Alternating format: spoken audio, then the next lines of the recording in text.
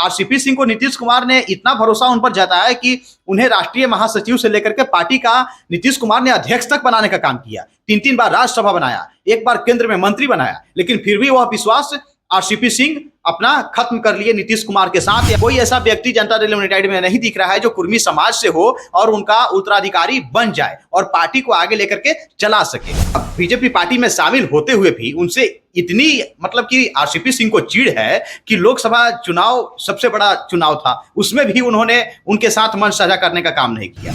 RCP Singh ने यह प्रण उसी दिन ले लिया था जिस दिन उन्होंने केंद्रीय मंत्री से इस्तीफा दिया और यानी कि जनता दल यूनाइटेड पार्टी का उन्होंने दामन छोड़ा और बीजेपी में वो शामिल हो गए। उसी दिन उन्होंने प्रण लिया कि नीतीश कुमार की जो राजनीतिक नैया है उसे हम डुबाकर ही मानेंगे। नमस्कार, मैं हूं सिद्धि सिंह और आप देख रहे हैं आगाज एक्सप्रेस। आज हम बात करेंगे पूर्व केंद्रीय मंत्री रामचंद्र प्रताप सिंह की और आरसीपी सिंह की, जो बीजेपी से जो है उनका मोह भंग हो चुका है। इसके बाद कहा जा रहा है कि वो अपनी एक नई पार्टी बनाएंगे। ऐसे में पटना में एक पोस्टर जारी हुआ है जिसमें साफ तौर पे लिखा है टाइगर अभी जिंदा है।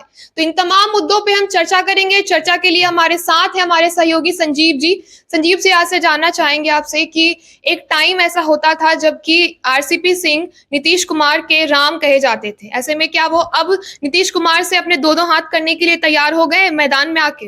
देखिए, सीधे तौर पर आरसीपी सिंह ने यह प्रण उसी दिन ले लिया था जिस दिन उन्होंने केंद्रीय मंत्री से इस्तीफा दिया और यानी कि जनता दल यूनाइटेड पार्टी का उन्होंने दामन छोड़ा और बीजेपी में वो शामिल हो गए। उसी दिन उन्होंने प्रण लिया कि नीतीश कुमार की जो राजनीतिक नैया है उसे हम डुबाकर ही मानेंगे और उसी प्रण का एक हिस्सा है आरसीपी सिंह का, क्योंकि आरसीपी सिंह जब से भारतीय जनता पार्टी में शामिल हुए हैं यानी कि 2023 से लेकर के अब तक का जो उनका दौर है आरसीपी सिंह का, वो बड़े मंचों पर आपको नजर आते हुए नहीं दिखे होंगे, न ही किसी बड़े नेता के साथ मंच साझा किए हैं, न ही बीजेपी की तरफ से प्रचार करते हुए आपको लोकसभा में दिखे, है ना। तो यह साफ संकेत था कि नीतीश कुमार को लेकर के बीजेपी पार्टी में शामिल होते हुए भी उनसे इतनी मतलब कि आरसीपी सिंह को चिढ़ है कि लोकसभा चुनाव सबसे बड़ा चुनाव था, उसमें भी उन्होंने उनके साथ मंच साझा करने का काम नहीं किया।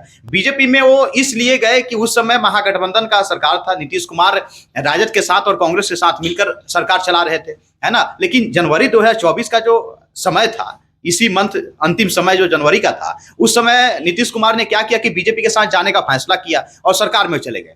तो जनवरी के बाद से आरसीपी सिंह का मतलब कि माइंड खत्म हो गया, माइंडसेट जो था वो उनका खत्म हो गया कि अब चलिए भाई, बीजेपी में मैं अपने आप को सेफ फील कर रहा था। नीतीश कुमार की विपक्षी पार्टी थी बीजेपी नीतीश कुमार के नजर में, आम जनता के नजर में, लेकिन अब वह पार्टी नीतीश कुमार के साथ गठबंधन कर ली, है ना। तो मेरा जो अंदर की महत्वाकांक्षा थी वो अब खत्म हो गई है, क्योंकि जिस मोटो से हम बीजेपी की तरफ गए थे नीतीश कुमार को खत्म करने के लिए, लेकिन बीजेपी ने हाथ मिला लिया। इसलिए आरसीपी सिंह ने बीजेपी का भी मतलब बीजेपी पार्टी में रहते हुए भी बीजेपी पार्टी के लिए उन्होंने बहुत कुछ नहीं किया, न ही पार्टी में उनकी सक्रियता अभी भी नहीं दिख रही है और नहीं जब से वो जुड़े हैं तब से दिख रही है। और खास करके जब से नीतीश कुमार के साथ जनवरी से सरकार में बीजेपी गई हुई है, सरकार बनाई हुई है बिहार में, तब से आरसीपी सिंह की सक्रियता पूर्ण रूप से खत्म हो गई है। और आज जो पटना के तमाम विभिन्न चौक चौराहों पर जो पोस्टर देखने को आपको मिल रहा है, उस पोस्टर के माध्यम से आरसीपी सिंह ने यह जरूर संकेत देने का काम किया है,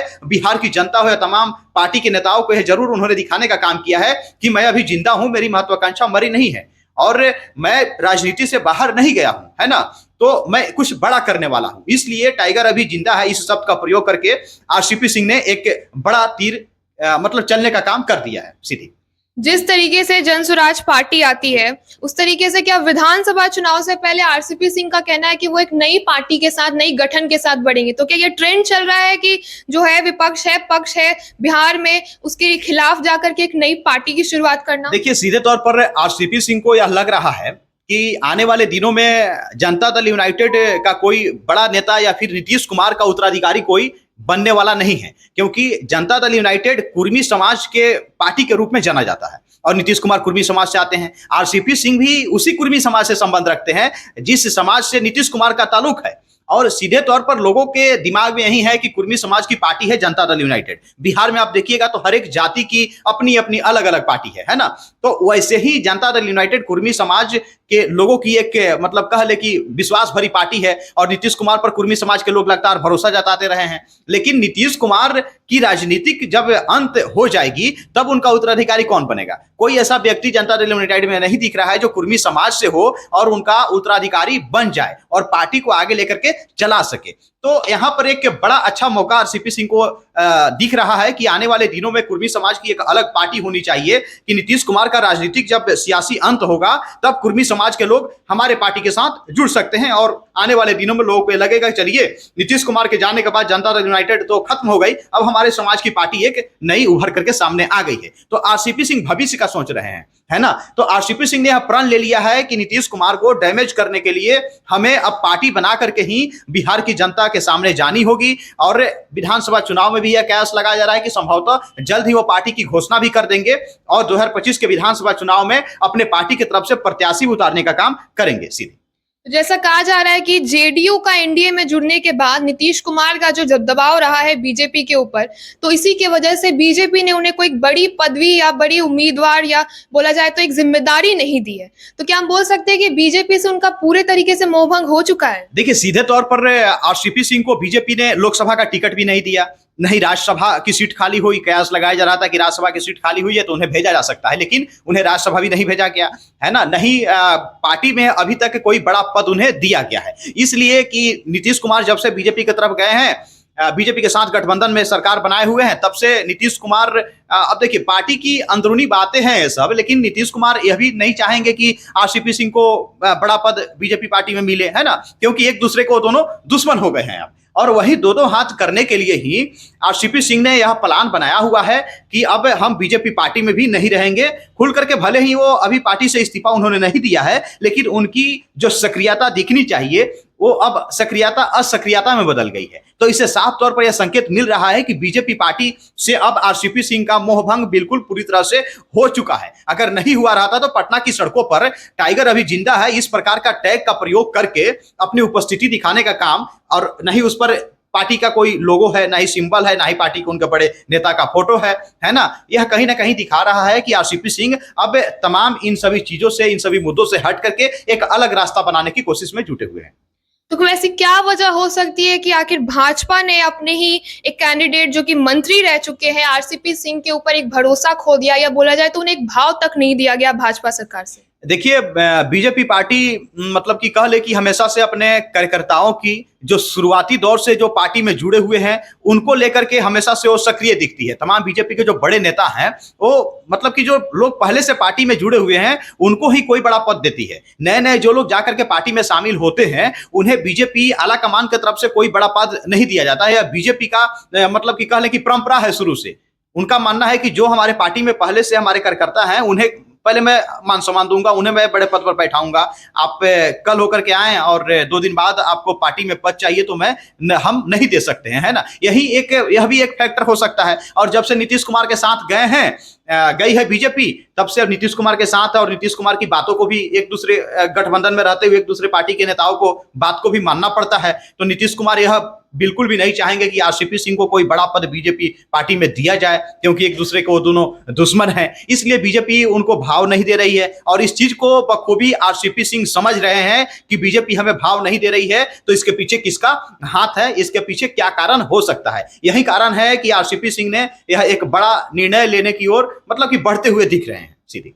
तो जिस तरीके से कयास लगाई जा रही है कि विधानसभा चुनाव 2025 में जो बिहार में होने वाली है एक नई पार्टी की गठन फिर से हो सकती है, तो क्या लगता है आरसीपी सिंह इस नए डिसीजन बोला जाए या फैसले के साथ वो कहां तक आगे बढ़ पाएंगे? देखिए, आरसीपी सिंह मतलब कि बहुत मान सम्मान और हाई एटीट्यूड वाले व्यक्ति हैं, क्योंकि वो एक आईएएस ऑफिसर रह चुके हैं। और 1996 से खास करके हम बात कर ले तो नीतीश कुमार के साथ हैं वो। और नीतीश कुमार जब रेल मंत्री थे अटल बिहारी वाजपेयी के सरकार में, तब यह उनका विशेष सचिव हुआ करते थे। तो 1996 से लेकर के 2021-22 तक का जो संबंध रहा नीतीश कुमार के साथ काफी अच्छा मतलब संबंध रहा। लेकिन ललन सिंह के वजह से कुछ ऐसी बातें सामने आई जिसके वजह से उनको पार्टी छोड़ना पड़ा। नहीं तो जनता दल यूनाइटेड में नीतीश कुमार के बाद नंबर 2 के नेता कोई था तो आरसीपी सिंह थे। और आरसीपी सिंह को नीतीश कुमार ने इतना भरोसा उन पर जताया कि उन्हें राष्ट्रीय महासचिव से लेकर के पार्टी का नीतीश कुमार ने अध्यक्ष तक बनाने का काम किया। 3 बार राज्यसभा बनाया, 1 बार केंद्र में मंत्री बनाया, लेकिन फिर भी वह विश्वास आरसीपी सिंह अपना खत्म कर लिए नीतीश कुमार के साथ, या फिर दोनों के बीच अब क्या कुछ मनमुटाव हुआ, क्या कुछ मतभेद किसने पैदा किया, यह तो अंदरूनी बातें हैं। लेकिन जहां तक सूत्रों के हवाले से या जहां तक लोगों को सुनने में आया, मीडिया में बातें आई कि ललन सिंह ने दोनों के बीच मतभेद पैदा कराने का काम किया, जिसकी वजह से नीतीश कुमार भी आरसीपी सिंह से नाराज हो गए और आरसीपी सिंह को पार्टी छोड़ करके बीजेपी में जाना पड़ा। अब रहा बात पार्टी बना करके चुनाव लड़ने की आरसीपी सिंह की, तो आरसीपी सिंह को यह पता है कि हम पार्टी बना करके चंद 6-7 महीने पहले विधानसभा चुनाव से पहले हम बहुत बड़ा तीर मारने वाले नहीं हैं। लेकिन वह, हमने बोला ना शुरू में कि वह भविष्य की राजनीति तलाश रहे हैं, न कि वर्तमान की राजनीति तलाश रहे हैं। उन्हें लग रहा है कि मैं पार्टी बना लूंगा तो आने वाले दिनों में मेरी पार्टी की पूछ होगी, आने वाले दिनों में जब नीतीश कुमार का राजनीतिक सियासी अंत होगा, उस समय जनता दल यूनाइटेड का हो कोई भी कुर्मी समाज से बड़ा नेता उनके उत्तराधिकारी के रूप में अभी तक नीतीश कुमार ने तैयार नहीं किया है, नहीं उनका बेटा।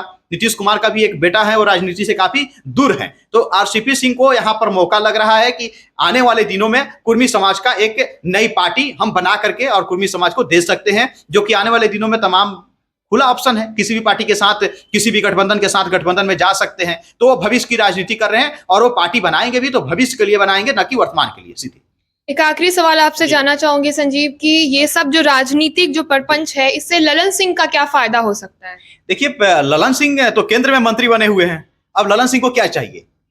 केंद्र में मंत्री बने हुए केंद्रीय मंत्री का जो प्रोटोकॉल होता है, एक राज्य के सीएम के बराबर का प्रोटोकॉल होता है ना। मान सम्मान की हम बात कर ले, मंचों पर बैठने की बात कर ले, पावर पद की बात कर ले, तो केंद्रीय मंत्री की तुलना एक राज्य के सीएम के पद के बराबर की जाती है। तो ललन सिंह को अब क्या चाहिए? ललन सिंह शुरू से चाह भी रहे थे कि मुझे केंद्र में मंत्री बनाया जाए। जब 2019 के चुनाव में गठबंधन के साथ जब नरेंद्र मोदी की सरकार केंद्र में बनी, उस समय जनता दल यूनाइटेड को ऑफर हुआ कि एक सीट पर आप केंद्र में मंत्री अपने पार्टी की तरफ से एक सांसद को दीजिए, हम मतलब कि केंद्र में मंत्री बनाने का काम करेंगे। उस समय ही यह मतलब कि क्या कहे कि दोनों के बीच यह काफी मतलब कि तनाशाही वाली बातें आ गई थी आरसीपी सिंह और ललन सिंह को लेकर के कि मैं मंत्री बनूंगा, मैं मंत्री बनूंगा। वहीं से इसकी कहानी की शुरुआत हुई और वहां पर आरसीपी सिंह ने बाजी मारा और 2021-22 के दरमियान वो केंद्र में मंत्री बने, इस्पात मंत्री रहे ललन सिंह, माफ कीजिएगा आरसीपी सिंह। और ललन सिंह वहां पर काफी डिमोरलाइज हुए, क्योंकि ललन सिंह प्रयास में जुटे थे कि मैं मंत्री बनूं, लेकिन वहां पर मंत्री आरसीपी सिंह बन गए। तब से आरसीपी सिंह ने ललन सिंह के खिलाफ बगावत की, पार्टी के अंदर ही अंदर उन्होंने नीतीश कुमार को उनके खिलाफ, एक दूसरे के प्रति खिलाफ दिखाने की कोशिश की और ललन सिंह को वहां पर सफलता भी मिला कि आरसीपी सिंह को पार्टी से बाहर का रास्ता दिखाया तो नहीं गया, खुद ब खुद आरसीपी सिंह पार्टी को उन्होंने छोड़ दिया, क्योंकि उन्हें लगा कि अब मुझे मान सम्मान जो मिलनी चाहिए वो मान सम्मान अब हमें इस पार्टी में नहीं मिलने वाली है। तो आरसीपी सिंह का फायदा यह हुआ कि माफ कीजिएगा ललन सिंह को फायदा यह हुआ कि आरसीपी सिंह के जाने के बाद जब फिर से 2024 में जब केंद्र में मोदी की सरकार बनी और कैबिनेट का जब विस्तार हुआ, तो ललन सिंह को केंद्र में मंत्री बनाया गया, है ना। कोई बड़ा नेता था नहीं, ललन सिंह ही थे। जिस ललन सिंह जो सोचे हुए थे वो पूरा भी हुआ, तो ललन सिंह को तो फायदा हुआ, केंद्र में मंत्री बने हुए हैं। अब आने वाले दिनों में उनको क्या चाहिए? अब तो 24 से 29 तक संभवतः जेडीयू के तरफ से वही मंत्री रहेंगे, उनको मंत्री हटा करके मंत्री पद से जेडीयू पार्टी उनको रिप्लेस करके दूसरे नेता को तो उनकी जगह पर भेजने वाली नहीं है। तो ललन सिंह तो फायदे में ही है। सीधी जिस तरीके से आपने सुना कि मोह भंग होने के बाद बीजेपी से जो है आरसीपी सिंह पूरे तरीके से अलग हो चुके, ऐसे बिहार की राजनीति हलचल में एक नया मोड़ ले लिया है। बिहार की राजनीति के विधानसभा चुनाव में देखे जा सकते हैं कि आरसीपी सिंह जो है अपने एक नई पार्टी के साथ उतरेंगे और मैदानी जंग में एक काफी टक्कर के साथ, खासकर नीतीश कुमार को एक काफी टक्कर के साथ मुलाकात करेंगे। तो ऐसे तमाम खबरों के लिए जुड़े रहिए हमारे साथ और देखते रहिए आगाज एक्सप्रेस।